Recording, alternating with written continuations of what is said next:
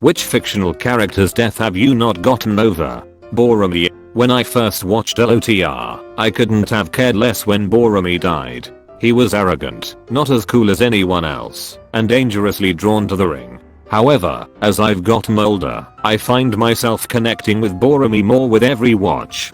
He clearly cares deeply for the other members of the Fellowship. Unfortunately, he also feels the weight of responsibility for his people and the pressure from his father. The ring fed into that tortuous quandary and nearly drove him mad. The scene where he comes to his senses after driving Frodo off is heartbreaking now. So horrified at what he'd done. So vulnerable, so human. And despite believing that he had doomed the world, he threw himself into protecting that which he could still reach, the other hobbits. Everything he had, including his life, and his last moments with Aragorn. Oof. The love and pride that bursts from him. Boromir is a great character. The extra scenes in the Two Towers extended edition make his death much more tragic. Edit. Link to scene. Mike from Breaking Bad. Involved in a bad life, but the love for his granddaughter. Heartbreaking. That's why I love Better Call Saul. Brooks from The Shawshank Redemption. Brooks was here. Leslie Burke from Bridge to Terabithia. This one dug me up as a kid. I was depressed for days. Ned Stark. Also a Baron Martell, in the same vein. Guess I'm getting too old. Littlefoot's Momyo. Probably the saddest kids movie death ever. It was way too much. I felt like I lost my own mom that day. Always wanted to eat a tree star. What was his name? Wash. The pilot in Firefly. What killed me was Zoe's response to Kayla's question. The crack in her voice when she says Wash ain't common just breaks my heart. She's been a widow for all of 2 minutes, but she's a damn soldier and has to hold it together to get her people to safety. Remus Lupin and Nymphadora Tonks. They deserved a good life. So did Fred. A Baron Martell. Oh god, his death was one of the worst in the entire series. Who's from Full Metal Alchemist? I really liked him. His Japanese fan apparently also died from cancer this year. It's a terrible day for Aang. Mordin Solus had to be me. Someone else might have gotten it wrong. I made a mistake first time in the series he used the word I. His work on the genophage ducked him up so much he had to detach himself from his work completely. The sniper from Saving Private Ryan. He was a guy that was doing his absolute best and gave it his all. When the tower was bombed that he was in, my heart sunk. But that's AskReddit. OMG, thank you all so much. Thank you for sharing all of your stories too. I've been sitting in bed reading them all morning. The first time I watched Saving Private Ryan, it was in my sophomore year in history class and I cried. All of the deaths in that movie were heartbreaking.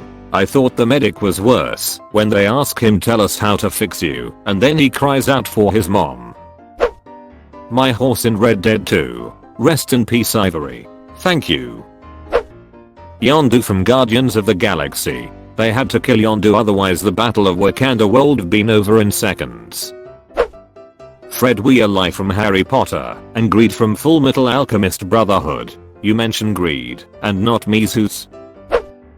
David Tennant as Doctor Who. I don't want to go. I loved Matt Smith too, don't get me wrong, but I still shed a few tears anytime I watched that episode.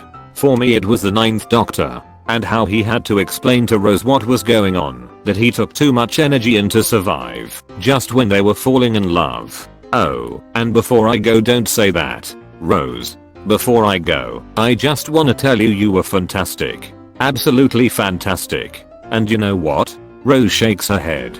So was I. Dee-hoo-woosh. Man, duck this thread. / keeps reading / The wife from Up. Yeah damn, that movie didn't waste any time in tearing your heart out. Arthur Morgan. And Lenny. Duck, I miss Lenny. Luten, Uncle Iroh's son. Avatar: The Last Airbender. While we didn't see his death firsthand, I felt like I was mourning a son of my own when Ian sang that song. Still tears me up. Apparently Mako had his diagnosis by the time he recorded that episode. It feels so raw and real, because the emotion fueling it really is. John Coffey, from the Green Mile. Please don't put the mask on me, I'm scared of the dark.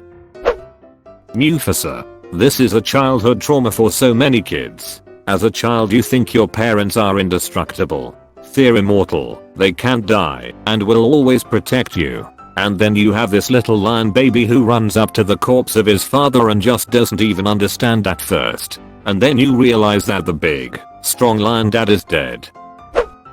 BT7274 edit, as quite a few have mentioned below. We could technically argue BT isn't dead due to the binary message at the end of the master campaign. But, we all know we lost a part of ourselves at the end of that game. Protocol 3, protect the pilot. Peter from What We Do in the Shadows. Poor Petty, sizzled to a crisp. The dogs in Where the Red Fern Grows. Jesus, I had completely forgotten about this. And that brought back memories of Old Yeller as well. Sirius Black. He lived in an abusive household for almost 17 years, then fought dark wizards for a few years, then put in Azkaban, without a trial, and accusing him of associating with his abusive family he ran away from, and killing the family he ran towards, and tormented with dementors for 12 years. 1 year of reliving his worst memories and then bam, dies. He deserved a good life. I remember reading this bit when the book first came out, and feeling crushed for that exact reason, and for Harry losing such an important parent figure and connection to his own parents. Tadashi Hamada from Big Hero 6. I literally cried. My kids love that movie, so we watch it a lot. I hate that part. Grandma Coco from the Disney movie Coco. That film got me weeping from start to end. I was fine through Coco right up until the end, and then I was just sobbing for a long time even after the credits rolled. Data. I was handling it okay, then his brother started singing a halting and broken version of Blue Skies, and I was just crushed. Edit. It came out 20 years ago. Is it still a spoiler? Even more crushing. The first scene from Picard where Picard is dreaming about playing, I forget what game, something with Data, and Data asks him why he's not playing to win, and Picard says I don't want the game to end. I was ducking sad for a day or two after that. The dog in I'm Legend. Absolutely heartbreaking to watch that scene. Some people were like, oh, it's just a dog. Like, no. Sam was the only thing Robert had for years to keep him sane. She was literally his best friend. Her death represented the end of his family. After he had to kill her, he was completely and utterly alone. So heartbreaking. Lenny from Of Mice and Men Tell Me About the Rabbits, George. To this day it's still the only book that has brought me to tears. It took me so long to get through those last few pages. Scene Bean. One does not simply survive the entire movie. Maximus from Gladiator. I would say his family. He got exactly the death he wanted after he was betrayed. Revenge, and it being in front of all of Rome was a plus, then immediately back with his family in the afterlife. Anyone seen Grave of the Fireflies? Yes, that movie was ducking heartbreaking. And made even worse when you know it was based on a true story written out of guilt by the big brother. Fives. Clone Wars. Him and Hard Case 2. Artax. Edit. Wow. Thank you for the awards. Also yup, we are all scarred for life because of this scene. Not only did he die, but he died because he was sad. And Atreyu couldn't afford to grieve for him until after he got out of the swamps. Rufio. This was, and I cannot stress this enough, the least bangarang thing to happen in the history of film. Charlotte the Spider. How she sang to Wilbur, who was terrified of dying, even while she was dying. Bob from Stranger Things. Yes, I was waiting for him to be an undercover spy or a Rick in some way, but he was a nice bloke. Shireen Baratheon. There were brutal deaths, and then there was Shireen. There are, unsurprisingly, lots of Games of Thrones characters already posted on here. I've posted this before, but Hodder still gets me. Edit. Thanks for my very first award. There was this guy in my office that had a bumper sticker that said Hodder.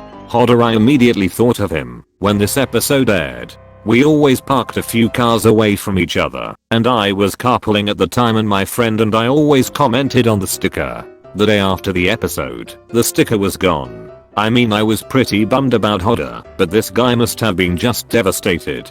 Fast forward a few years, and we work in the same department. I always want to ask him about it, but I can't bring myself to. I just picture him watching the episode, and then marching outside, and tearing the sticker off, in his driveway on his knees calling out to the heavens. Hodder.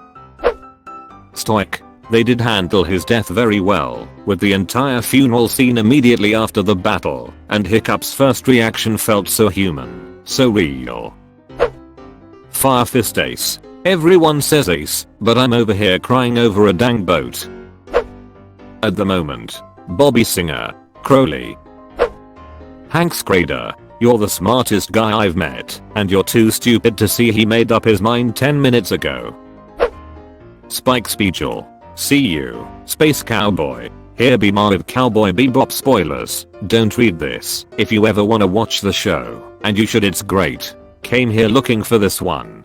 To this day I still can't help but get choked up when it finishes panning up into the sky from him bleeding out on the stairs, and in the last frames of the show you see his star briefly shine brighter than all the others, then fade away into nothing. You're gonna carry that weight. Combined with May Yamain belting her heart out singing Yoko Kanno's Blue, and ending softly on the lyrics, everything is clearer now. Life is just a dream, you know, that's never ending. I'm ascending.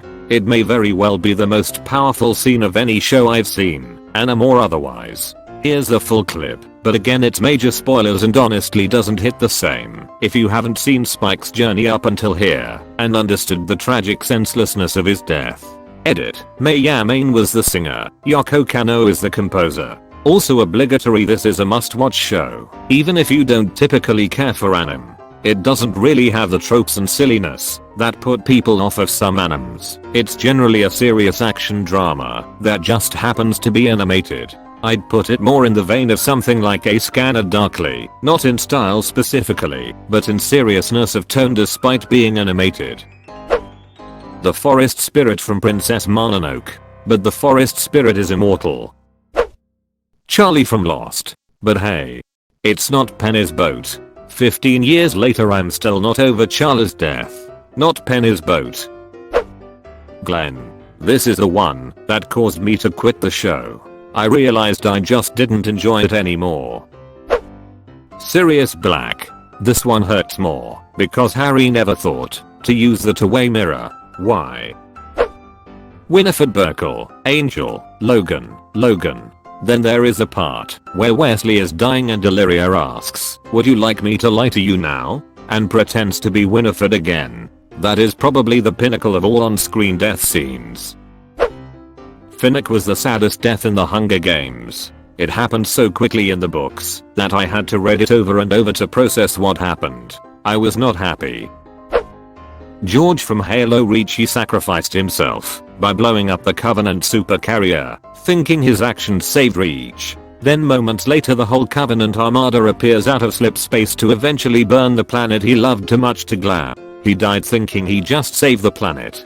We should all be so lucky. Honestly, all of Noble Team hit me hard.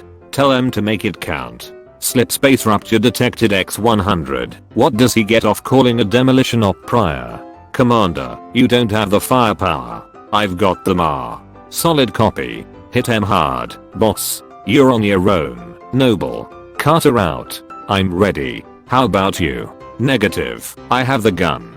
Good luck, sir. Good luck to you, Spartan. Sad piano music. There'll be another time. Spartans never die. They're just missing in action. Can you survive? Alone. Long ago, the Covenant decided to take Reach, and that no man, make that no Spartan, could stop them. You gave Reach your all to achieve this point. Fight if you must, but understand that you owe Reach nothing. Your efforts will live on in the annals of history, and all of humanity will sing your praises for centuries to come. Be the lone wolf if you desire, and fight for all you can, but you know this is not a battle you can win. It is time to say goodbye. It didn't take long for Reach to fall. Our enemy was ruthless, efficient, but they weren't nearly fast enough. For you had already passed the torch, And because of you, we found Halo, unlocked its secrets, shattered our enemy's resolve. Our victory, your victory was so close. I wish you could have lived to see it. But you belong to Reach. Your body, your armor all burned and turned to glass. Everything except your courage. That you gave to us. And with it, we can rebuild. Edit. Comic relief. From the good guy Sergeant Buck. I owe you one, Spartan. I'll see you in hell. Pow C. Washington from Orange is the new black. That and the scene from the final episode with Pensatiki. I went from hating Doggett in the first few seasons to actually shedding tears in her final scene. Alexei from Stranger Things. He just wanted his Slurpee. Kenny from South Park. Such an endless hell of sorrow you must live. My condolences. Opie, Sons of Anarchy. I got this. L. Lawley from Death Note. My boy. Primrose Everdeen. Also Ruth. Man, her death stuck me up. Eater, Bruce. Arthur Morgan's death really took a toll on me. You spend half of the game knowing what's to come, dreading it, simultaneously watching this bad killer trying to right his wrongs and save his family, only to be betrayed by half of them in the end. Rockstar broke my heart. Came here to post this, glad to see someone beat me to it. He's one of my favorite fictional characters of all time. Koro Sensei Edit. Didn't expect that a lot of people would actually share my sentiments. I would like to add this was one of the 2 moments I almost cried because of an anime. I mean, we all knew it was gonna happen, but yeah, it was very sad, yet also pretty nice as he dies, glad that his students managed to kill him. Cade 6 in Coming Home Ace. How's your sister? Cade went out like a legend. Catelyn Stark from Goatee. No one has to tell me how terrible and quickly that show plummeted in quality, but the first 4 seasons were top tier television. Catelyn died thinking her youngest sons, Bran and Rickon, were burned alive, thinking her daughter Arya was missing, presumed dead, that her other daughter Sansa was forever to be held captive by her family's killers, and witnessed her eldest son, daughter-in-law, and unborn grandchild all die in front of her gruesomely. Her expression the last few moments of the episode are haunting. She doesn't plead anymore. She isn't weeping. She is barely even breathing. She is empty, just a vessel waiting for her demise, while staring at the lifeless body of her son. Read the books. Her story doesn't end there in the books, but that whole story thread is dropped in the TV show. One warning though, the books aren't done, and I fear they never will be. Herschel's from The Walking Dead. Glenn's as well. And T-Dogs. And Carl's. Damn, they killed off so many good characters. Hedwig. Ragnar. I will make a house for you in the Vale of your fathers. It will be beside my own. Join me there when you die. But I'm no builder. So take your time. We will wait. Kakyoin from JoJo's Bizarre Adventure. And Caesar. Duchess Satine from the Clone Wars. She was this close from escaping, and she was mercilessly killed for the sole purpose of hurting Obi-Wan. It hurts more when you watch it a second time. Came down here to find this. Poor Satine and poor Obi-Wan. He lost literally everything. Jason Grace from Heroes of Olympus. I haven't got to his death, but for me, it's got to be Zone Nightshade or maybe Bob. Bianca's death is sad, but it's less her death that gets me, and more how it affects Nico. Leon/Leon the Professional. At least he went out as a badder. This is from Matilda. Boom. Jiraiya from Naruto Edit. Thanks for all the upvotes, guys. D. Yeah, that one got me too. Cried like a little bitch that day. Bambus Mum.